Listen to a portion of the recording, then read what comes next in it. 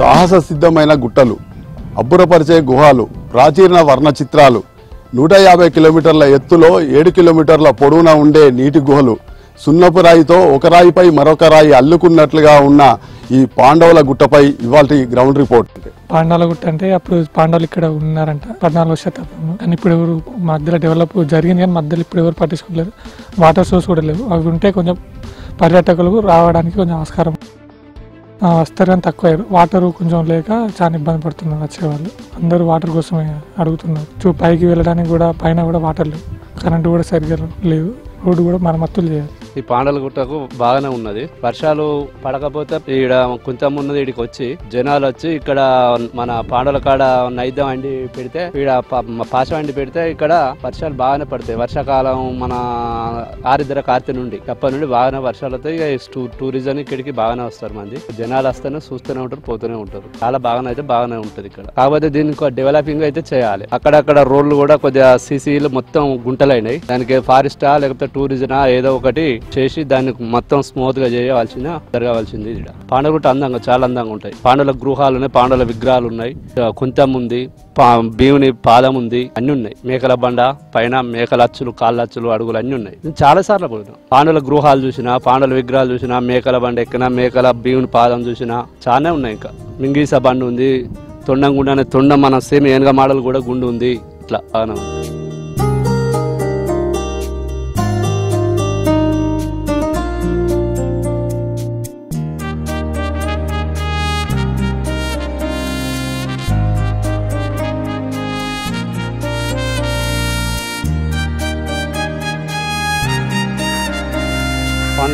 పాండవుల పైనకి పోయి చూస్తే చల్లని వాతావరణం అయితే ఉన్నది.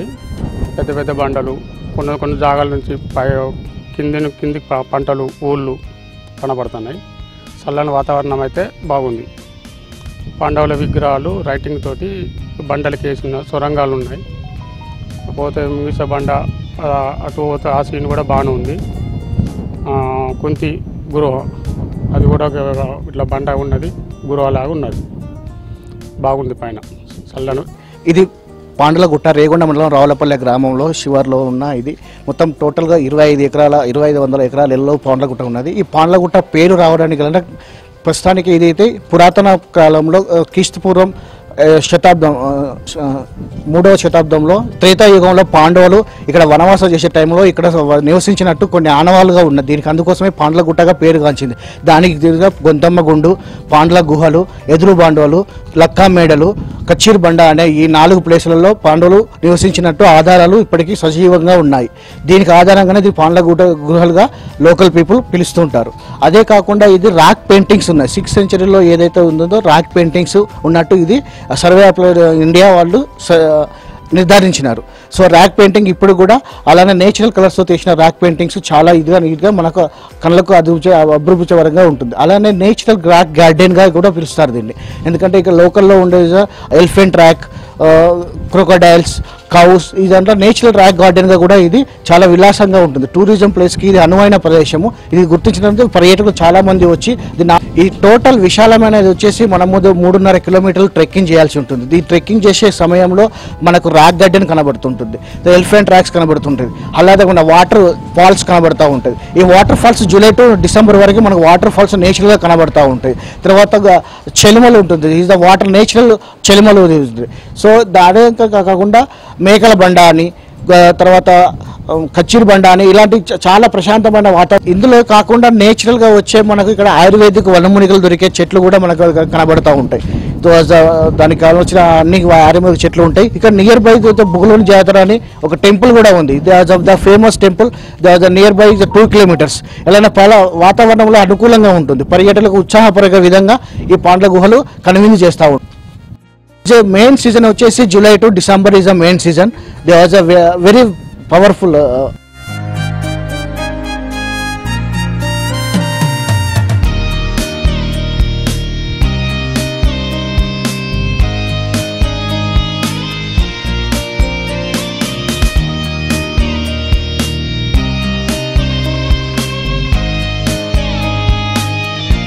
పాండవుల గుట్టలో వచ్చేసి rock climbing and night climbing ఉంటుంది.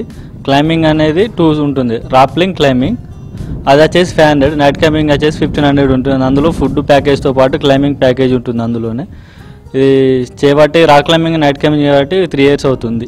ఇక్కడికి పోలీస్ అధికారులే కానీ గవర్నమెంట్ అధికారులు కానీ చాలామంది వస్తారు. బయట నుంచి కూడా పర్యాటకులు వస్తారు, వాళ్ళకి మేము చేపిస్తూ ఉంటాము. జాబర్సే కానీ మన చిన్నపిల్లలు, స్కూల్ కాలేజ్ వాళ్ళు అందరూ వస్తూ ఉంటారు. వచ్చేసి ఇక్కడ ట్రెక్కింగ్ అని పైకి వచ్చి విజిటింగ్ చేయడం, పెయింటింగ్స్ అండ్ గుహలు చూడడం జరుగుతుంది. బాగుంది అంటారు, మళ్ళీ వస్తారు. వాళ్ళు కూడా వేరే వాళ్ళకి చెప్తూ ఉంటారు. వాటర్ ఫెసిలిటీస్ కానీ ఫుడ్ ఫెసిలిటీస్ ఉండాలి, అదొక్కటి కొంచెం చేయాలి. టాయిలెట్స్ అండ్ వాష్రూమ్స్కి ఇట్లా అవి కూడా లేవు, అండ్ రెస్ట్ రూమ్స్కి ఇట్లా కూడా కావాలి. ఇక్కడున్న మన పాండవుల గుహలు అనే ఈ ప్రదేశాన్ని 1990వ సంవత్సరంలో అప్పుడున్న ఆర్కియాలజీ, స్టేట్ ఆర్కియాలజీ అధికారులు వెలుగులోకి తీసుకొచ్చారు. ఈ ప్రాంతంలో అంటే ఇది తిరుమలగిరి ఏరియాలో ఈ ప్రాంతంలో ఉన్న ఈ గుహలు లేకపోతే ఈ కొండలు కూడా ఒక డిఫరెంట్గా ఉంటాయి. ఎందుకంటే మిగతా ఉన్న కొండలు వేరు, ఈ కొండలు వేరు. ఇక్కడ అన్ని సున్నపురాతి గుట్టలాగా వర్షం పడితే కరిగిపోయే విధంగానే ఈ రాక్ ఫార్మేషన్స్ అంతా అయినాయి. మీరు చూస్తే కొన్ని 4-5 కిలోమీటర్ల వరకు కూడా ఇట్లాంటి ఈ కొండలు విస్తరించున్నాయి. ఈ కొండలలో అప్పుడు మహాభారత టైంలో పాండవులు వనవాసం చేసినప్పుడు ఇక్కడ ఉన్నారనే ఒక లెజెండరీ స్టోరీ ఉంది. అక్కడ ఉన్న దానికి సంబంధించిన భీముని గుండు, మేకల బండ, అంటే అక్కడ ఉన్న లోకల్స్ చెప్పిన వాటి దారంగా అక్కడున్న కొన్ని పాత రాకార్ట్ పెయింటింగ్స్, ప్రాచీన శిలాయుగపు రాకార్ట్ పెయింటింగ్స్. ఎందుకంటే లిపి లేనప్పుడు భాష లేనప్పుడు అప్పుడు ఆది మానవులు ఏవైతే జంతువులను వేటాడేదో అట్లాంటి జంతువులను ఒక న్యాచురల్ కలర్స్తోని ఆ బండల మీద పెయింటింగ్ వేశారు. అంటే పెయింటింగ్ చిత్రలేఖనం స్టార్ట్ కాని సమయంలో.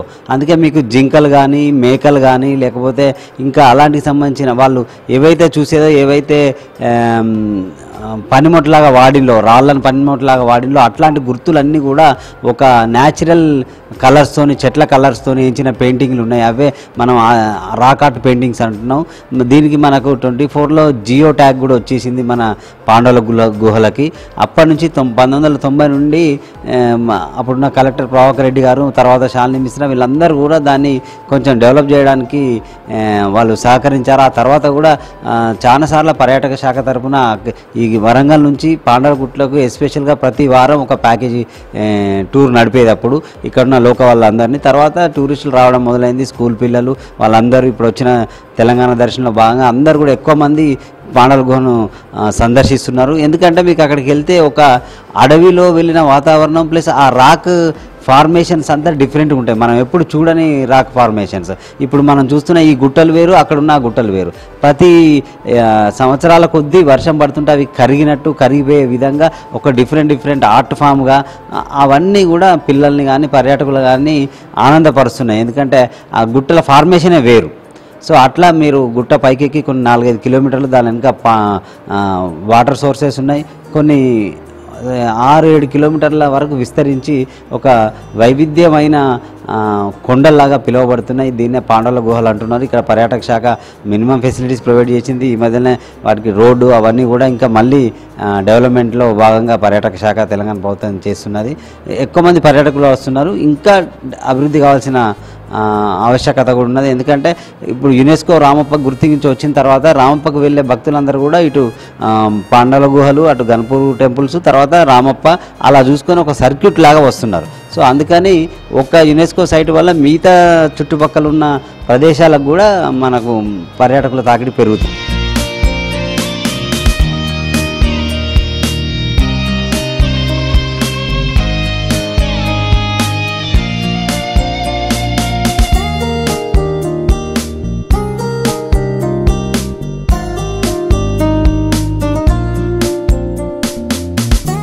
జయశంకర్ భూపాలపల్లిలో ఉన్నటువంటి పాండవుల గుట్ట సహజ సిద్ధంగా ఏర్పడినటువంటి దాదాపు 3000 ఎకరాలలో ఉన్నటువంటి సహజ సిద్ధమైనటువంటి ఏర్పడినటువంటి అద్భుతమైనటువంటి చారిత్రకమైనటువంటి మనకు పర్యాటక స్థలంగా మన పర్యాటకులకు ఎంతో ఆకర్షణీయంగా, అలాగే అడ్వెంచర్ స్పోర్ట్స్ చేయడానికి అనువైన ప్రదేశంగా పర్యాటక శాఖ గుర్తించడం జరిగింది.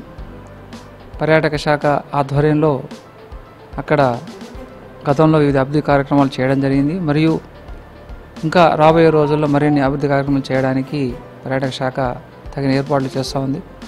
దాని దగ్గరలోనే భూగులోని శ్రీ వెంకటేశ్వర స్వామి దగ్గర కూడా అభివృద్ధి కార్యక్రమాలు చేయడానికి మేము అక్కడ ప్రతిపాదనలు పంపించి త్వరలో పనులు ప్రారంభించడానికి ఏర్పాటు వచ్చినటువంటి పర్యాటకులకు మరి సాహస క్రీడలు చేయడానికి మరి బర్డ్ వాచింగ్ చేయడానికి అక్కడ చక్కని మరి అనువైన ప్రదేశంగా మేము ఏర్పాటు చేయడం జరిగింది. ఫారెస్ట్ డిపార్ట్మెంట్ వారి కోఆర్డినేషన్తో మా పర్యాటక శాఖ నుండి మరి తగిన ఏర్పాట్లు చేస్తున్నాము. అంతేకాకుండా గతంలో స్కూల్ పిల్లలకి తెలంగాణ దర్శిని ప్రోగ్రాంలో కూడా చాలామంది స్కూల్ పిల్లలు ఆ యొక్క ప్రాంతాన్ని వీక్షించడం జరిగింది. ఆ స్కూల్ పిల్లలకి అక్కడ అడ్వెంచర్ స్పోర్ట్స్ మా పర్యాటక శాఖ తరఫున ఫారెస్ట్ వారి సహకారంతో ఏర్పాటు చేశాము. మరి అద్భుతమైనటువంటి శిలలుగా ఏర్పడినటువంటి ఈ పాండవుల గుట్టను, ప్రకృతి రమణీయంగా ఏర్పడిన పాండవుల గుట్టను మరి పర్యాటకులు రాబోయే రోజుల్లో మరింత ఎక్కువ సంఖ్యలో ఆకర్షించడానికి మా పర్యాటక శాఖ శాయశక్తులా కృషి చేస్తుంది.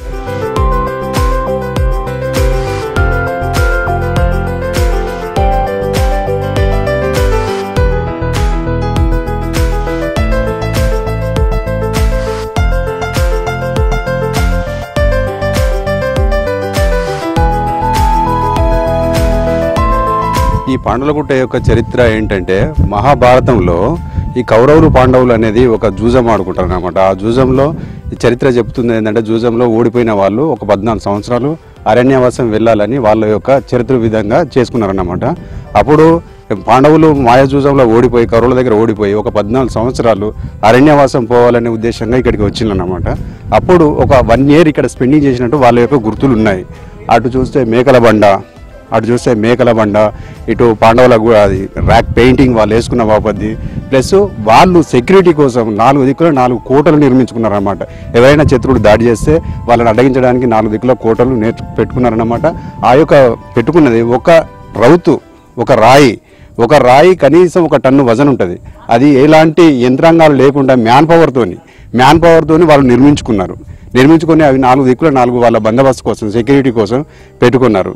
అదేవిధంగా ఇంకోటి ఏంటంటే ఇక్కడ చూడాల్సింది, మనం కేవలం సీసీ రోడ్ ఉన్నంత వరకే చూస్తున్నాం కానీ ఇది పాండవుల గుట్టలు అంటారు, ఇది పాండవుల గుట్ట అని అంటారు. కానీ వాస్తవానికి ఇది అనాల్సింది ఏంటంటే పాండవుల గుహలు అనాలి. పాండవుల గుహలు అంటే ఒక్కొక్క గుహ చూస్తే చాలా పర్యాటకులు అపసోస్ అయిపోవాల్సిందే. ఇటువంటి జంగల్లో అంటే ఇటువంటి అడవిలో ఇటువంటి ప్రాంతంలో ఏమంటే అనేక ఔషధ మూలకాల ఆయుర్వేదిక మెడిసిన్కు తయారయ్యే చెట్లు, 1000 రకాల చెట్లు ఉన్నాయి. ఈ యొక్క గుట్ట విస్తీర్ణం 250 హెక్టార్ల ఉంది.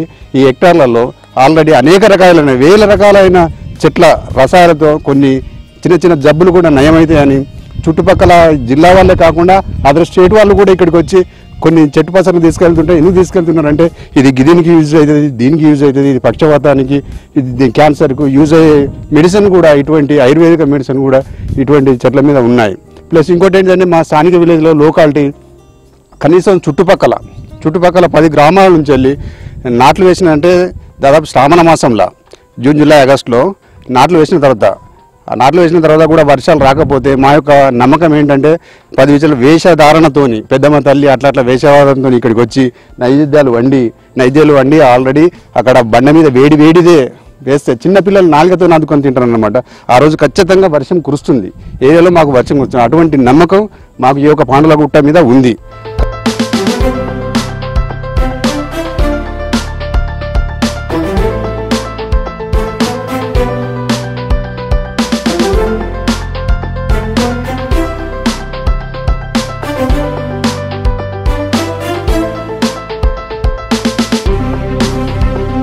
జూ పార్క్లో చూసాం పక్షుల అరుపులు.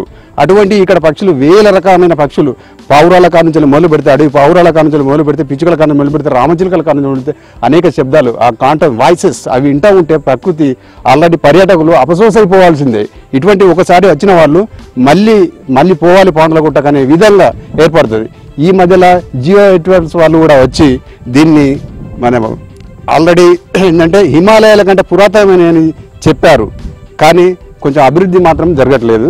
ప్లస్ ఇంకోటి ఏంటంటే ఇది వర్షాకాలంలో ఇక్కడ నుంచి వాటర్ ఫాల్స్ ఇలానే నేరుగా కిందికి వెళ్తుంది. కిందికి వెళ్ళి స్టోరేజ్ దాదాపు ఒక 100 మీటర్ల పై నుంచి కిందికి వాటర్ ఫాల్స్ ఉంది. అక్కడ ఏంటంటే ఒక పాల నురుగు వలె అటువంటి సమయంలో ఆ నీరు చెట్ల వేర్ల నుంచి వస్తుంది కాబట్టి ఆ సమయంలో చాలా విజిటర్స్ వచ్చి అక్కడ స్నానం చేస్తూ ఉంటే కొన్ని చిన్న చిన్న రోగాల జబ్బులు కూడా నయమైపోతున్నాయని చాలా ఉల్లాహానికి ఆనందానికి చాలా ఎందుకంటే ఒక ప్రకృతి ఇక్కడ ఏంటంటే ఒక తీర్థయాత్రలాగా జనసమూహం అంటే ఇక్కడ ఒక సందడే. ఇప్పుడు వర్షాకాలంలో ఇక్కడి నుంచి వాజేడు వెంకటపూర్ అక్కడ ఆల్రెడీ అక్కడ ఉన్నది వాటర్ ఫాల్స్ అక్కడి కోసం 150 కిలోమీటర్లు పోతున్నారు. కానీ ఇక్కడ ఏంటనేది ఇంకా గుర్తింపులోకి పోలేదు. ఇక్కడ అభివృద్ధి కూడా రోడ్డు రవాణా మార్గం కూడా సరిగ్గా లేకపోవట్ల పర్యాటకులు ఇక్కడికి వచ్చి ఏమంటున్నారు మెయిన్గా మాకు వాటర్ ఫెసిలిటీస్ కూడా లేదు, ప్లస్ తినడానికి ఇట్లా నాస్తా టిఫిన్స్ అవే లేవు కాబట్టి ఇటువంటి ఫెసిలిటీస్ లేవు కాబట్టి ఇక్కడికి జనసమూహం రాలేకపోతుంది. ప్లస్ ఇంకోటి ఏంటంటే ఆల్రెడీ 1998లో ఉమ్మడి జిల్లా కలెక్టర్ శాలిని మిశ్రా గారు ఉన్నప్పుడు మాత్రమే దీన్ని గుర్తించారు.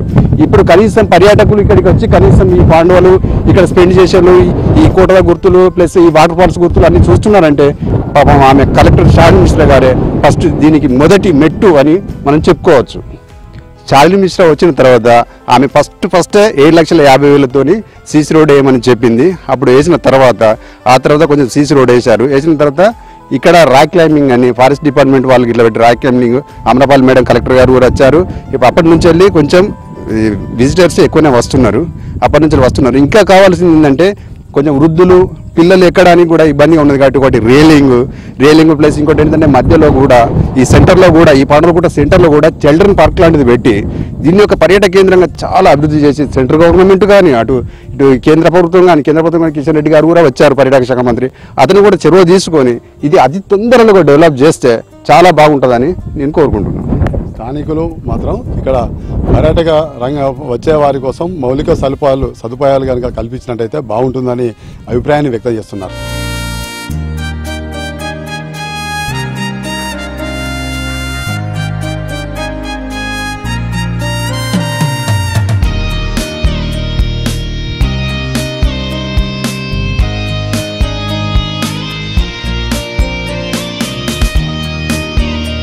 చూశారు కదా, ఈ గుట్టల్లో పాండవులు వనవాసం చేశారని అందుకే పాండవుల గుట్ట అని పేరు వచ్చిందని చరిత్రకారులు చెప్తున్నారు. ఈ పాండవుల గుట్టను చూసేందుకు దేశ విదేశాల నుంచి వచ్చే పర్యాటకులకు కనీస సౌకర్యాలు లేకపోవడంతో కొంత ఇబ్బందులకు గురవుతున్నారు.